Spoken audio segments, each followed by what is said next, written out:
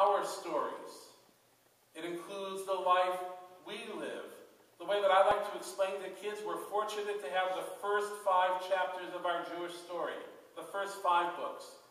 But each and every one of us, we continue to write books that add to the story.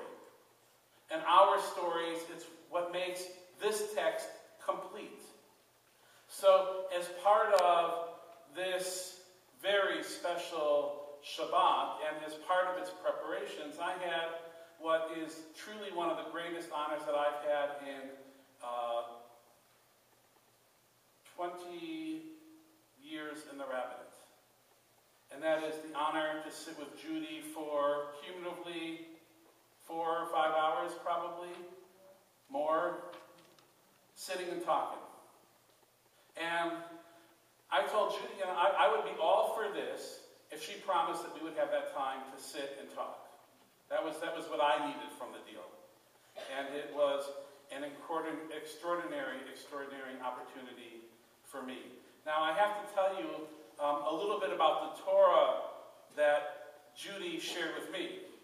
Because in every one of those meetings, she would say in one form or another, I'm really a simple person. And I don't really have very much. What I have is, you know, that's why we had children and grandchildren and students. That's kind of what you have. And you talked about that in such a humble way. And it's a theme, actually, that repeats itself throughout history, her history.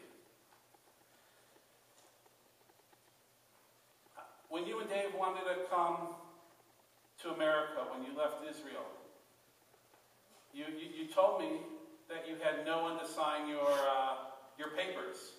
Yeah. There was no one who would let you know. So again, she didn't have it. So she goes with Dave to the consulate, and the consul general from the United States, who was in Israel, his name, by the way, then was George Thompson. He sees the two of them struggling to get the signatures to emigrate from Israel, and calls them into his office. And no less than the consul general agrees to sign their emigration papers so that they can come to America. There was no, you told me those right, you didn't have, and somehow you connected with this man, and all of a sudden, you had it. He signed everything.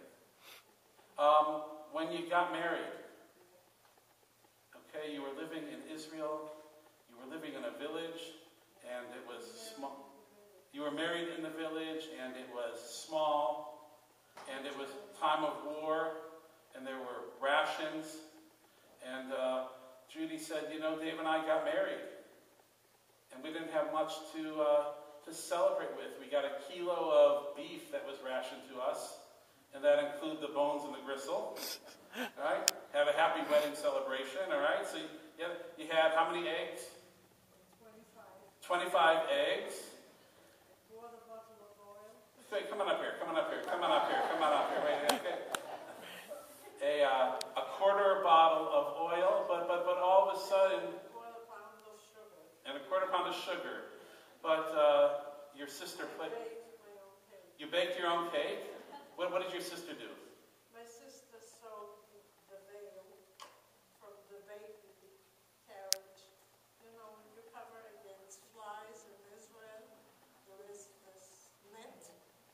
And we took cardboard and put my mother's pearl necklace, and I had a veil.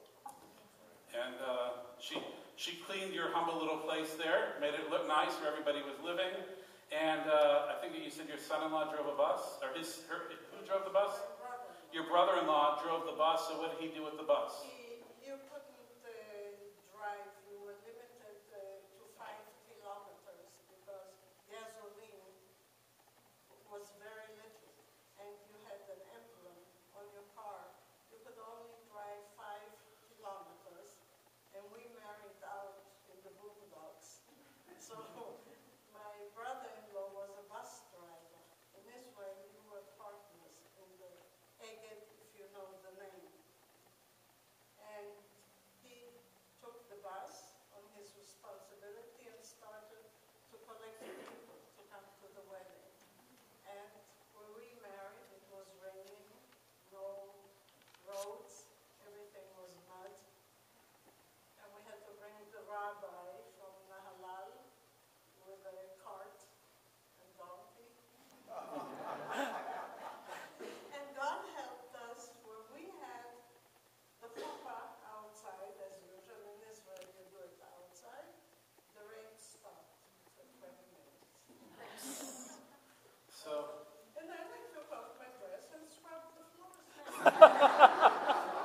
So, you know, you didn't have much, and yet you had everything.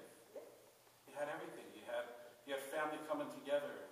You had a whole lot of love, a whole lot of connection, a whole lot of spirit to say, you know what, we're going to make something beautiful, even if it seems like we don't have that much. You didn't require the power. It changed. Now it's Europe, America. But at that time, you were happy with what you had. I was going to teach this lesson, but this is your story. This is to be happy with what you have. You know, the tradition says, you know, Ezehu Asher, who's the one who is wealthy, who's the one who is rich? Hasameach b'chalko, the one who's satisfied with his or her portion in life. So it's amazing. You can have so little, and yet have so much, that the blessings overflow.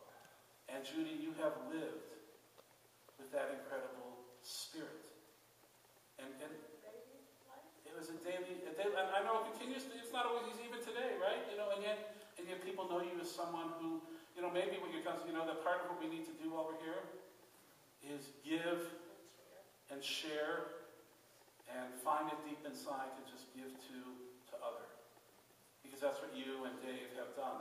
That's the blessing that your family knows. I can tell by the smiles, by the way that they look at you, by the love. It's the students who can't take their eyes off of you, who come and who just celebrate having you as a part of their life. You know, there's so many stories, and you know, we're not doing them all. I know.